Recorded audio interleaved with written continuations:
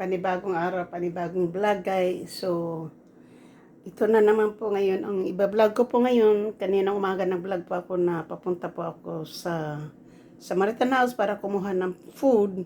So, ito po yung nakuha natin guys. Mayroon akong cooking oil.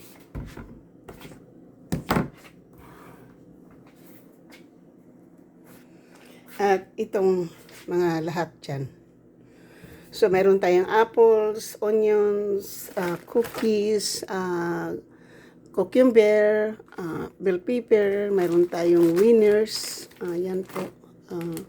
At meron tayong goldfish, may rice, may oatmeal, and of course, tuna, may chicken broth at saka garbanzos. Yun po yung nakuha natin kanina. Tapos, meron tayong orange, yung cooking oil dyan. At yan, mayroon po tayong apple. So, tingnan po. Okay. So, ganyan na lang po muna guys. Okay. So, ito po yung nakuha natin na fruits. Ito po yung melon. Dalawa po yung kinuha ko kasi mabigat po kasi malayo eh. So, ito po yung isang oras kalahati din po yung biyahe ko papunta rito guys.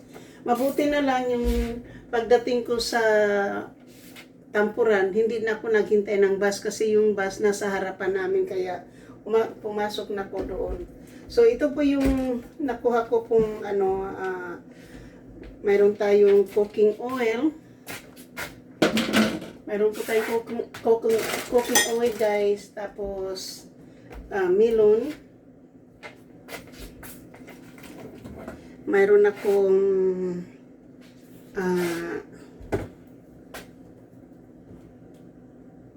tuna. 4 lang yung limit pero 5 yung nakuha ko. Mayroon tayong wiener. Ito po ay free food, okay? So, free. Hindi ko to binili. Tapos, mayroon tayong chicken bouillon, broth at saka garbanzo na ready to use. Garbanzo na yan.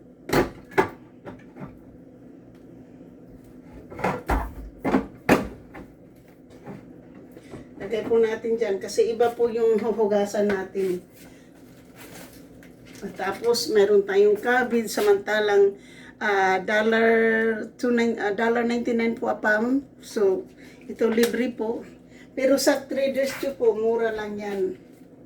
Nahihilo talaga po ako, nahihilo. Tapos, mayroon din po tayo ditong Chinese cabbage, Chinese napa. So, yan po, libre din po yun. At, wala pa akong nakitang zucchini doon.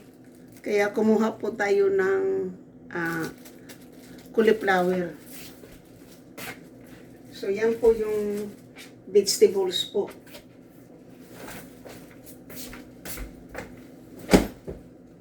Tapos po,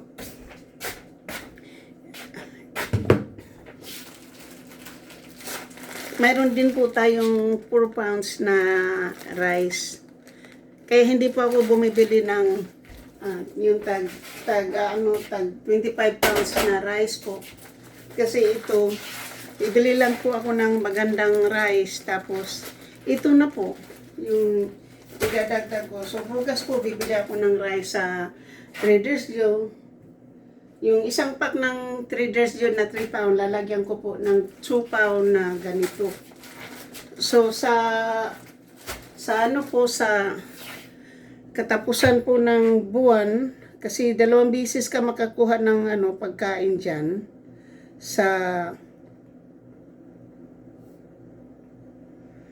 Pwede rin po akong pumunta doon ng August 3 or August 8. Kasi diop ako ng Monday, Friday.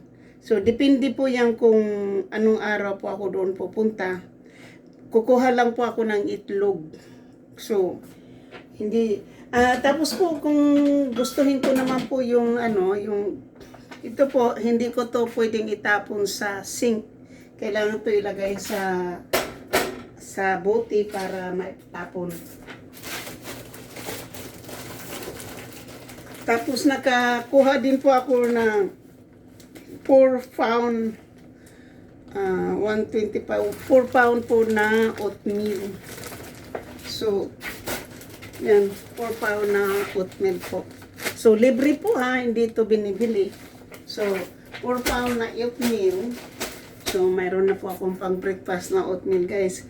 Kasi kung bibili naman ako mabibili ko na naman yan. Hindi naman ibig sabihin na hindi ako makabili ng pagkain. Nakakabili po ako ng pagkain.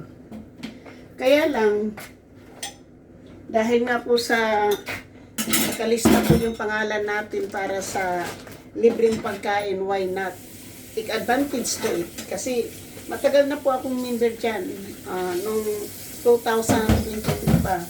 Hindi ko lang inaano kasi wala naman akong bahay, hindi naman ako nagluluto. Ganun. So, hindi po ako pumupunta doon. At isa pa, nung nandun ako sa matandang umabuso sa akin, wala po akong cart na kukuha ng pagkain doon para wala po akong card. So, hindi po ako, kasi siya din kumukuha din siya ng pagkain eh. Nakakakuha din po siya ng libre. So, ngayon po, hindi ko lang, siguro Biyernes ang maganda. Kasi ngayon po wala eh. Kaninang umaga nakita ko pa, ang daming itlog. Pero nung pumasok na kami, natawag na yung pangalan ko. Pagdating namin doon, wala. Pagdating ko doon, wala na pong ano. Pero mayroon king size na mattress pad. Pero hindi ko po kinuha kasi malaki po sa bed ko. Kung queen, kukunin ko yun. So hindi ko na po kinuha. Aanhin ko naman yung king size, hindi naman king size yung andyan na, may comforter nga dyan eh. Na king size, hindi nga magagamit eh.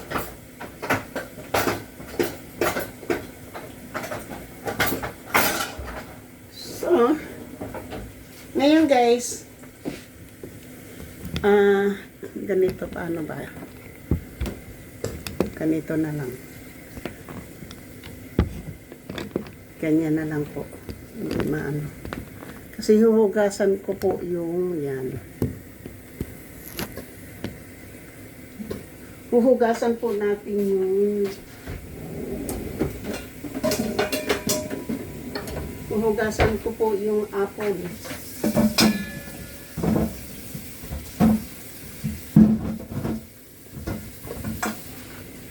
So yung apple po, hugasan po natin, lalagyan po natin, ibabrush ko po yung apple.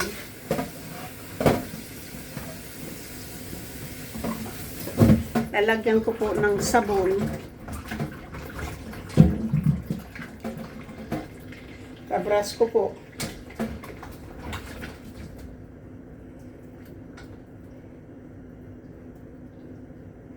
Kailangan natin itong hugasan po na with soup. Tsaka ito, kailangan natin hugasan po siya. Lagyan natin ng sabon guys.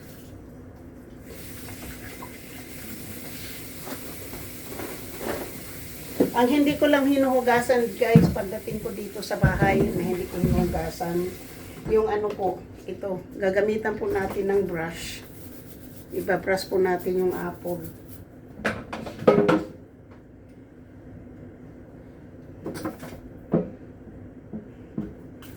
So, hindi man makita dito.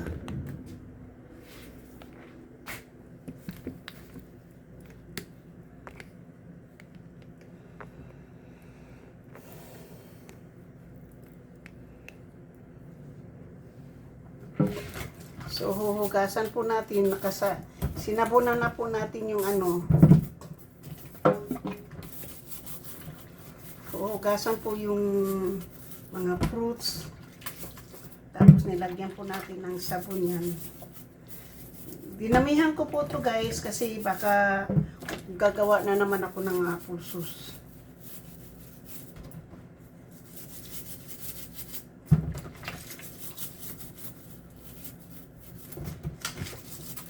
May sabon po yan ha.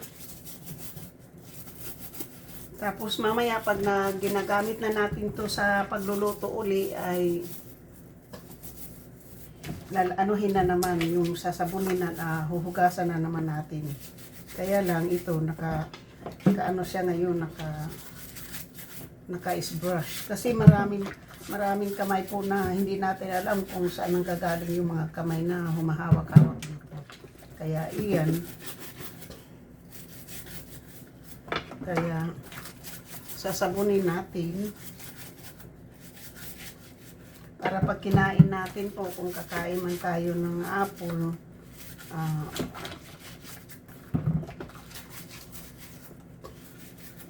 so ito din po, libre to lahat ha, yung kinuha ko ngayon.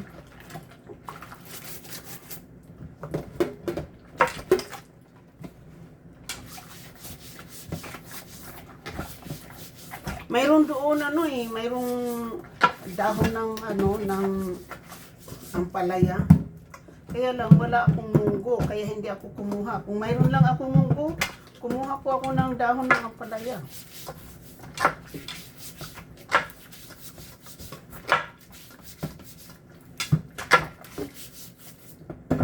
Ayan, pwede na akong bukas, mag-salad. Lalaki ng di ba?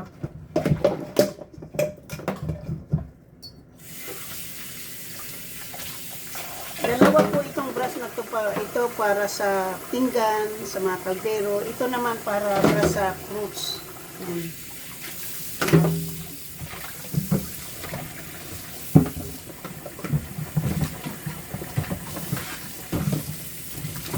Ganyan tayo guys, kapag galing na po sa pagkukuha po ng fruits. Kaya pag galing na po ako sa pagkuha ng fruits ay kailangan ko pong hugasan. Ang hindi ko lang hinuhugasan dito,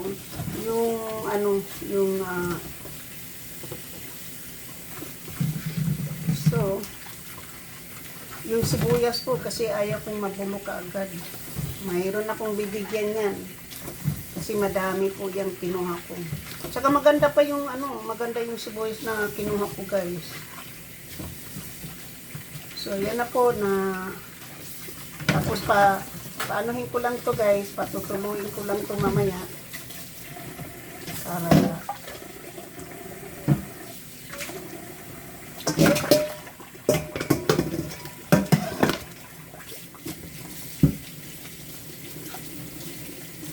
ito na po, ugas na po yung ating fruits.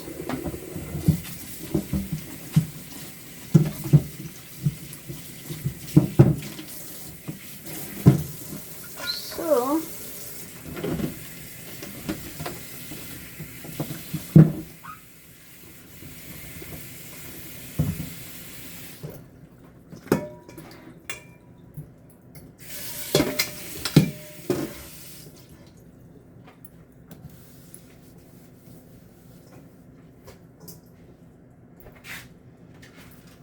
ngayon guys, ito yung lalagyan natin ng sibuyas ito.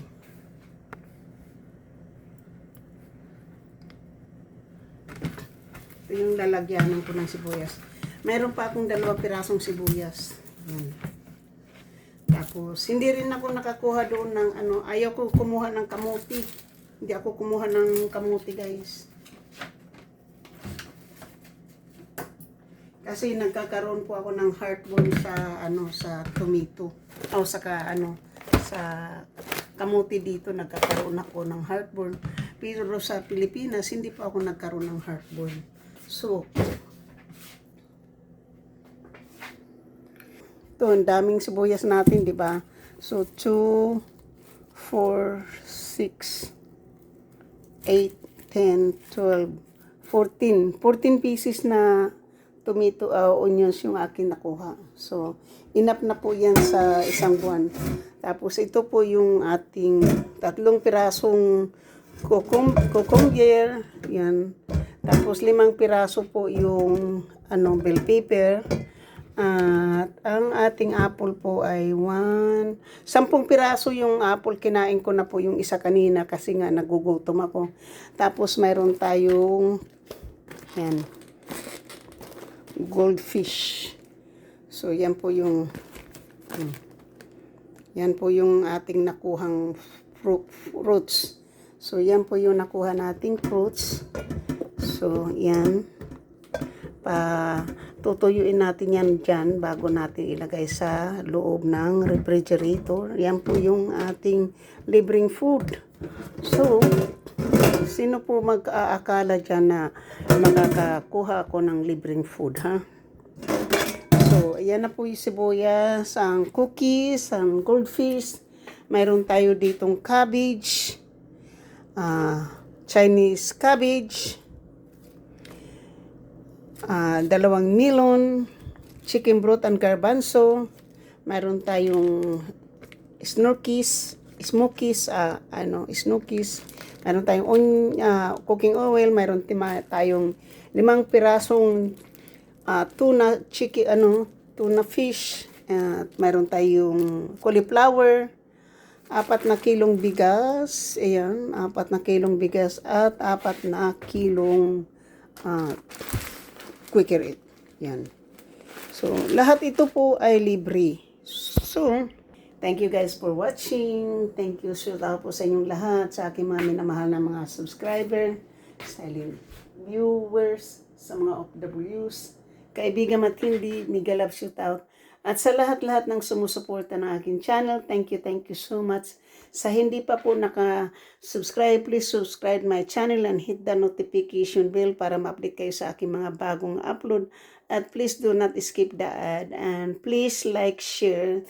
At sa aking mga minamahal na mga members, super chatter, nag-isang sponsor na si JC Pinariho, mega love shootout. At sa lahat-lahat ng aking mga members, super chatter, nag-iisang sponsor na si JC Pinariho. Thank you. I love you guys.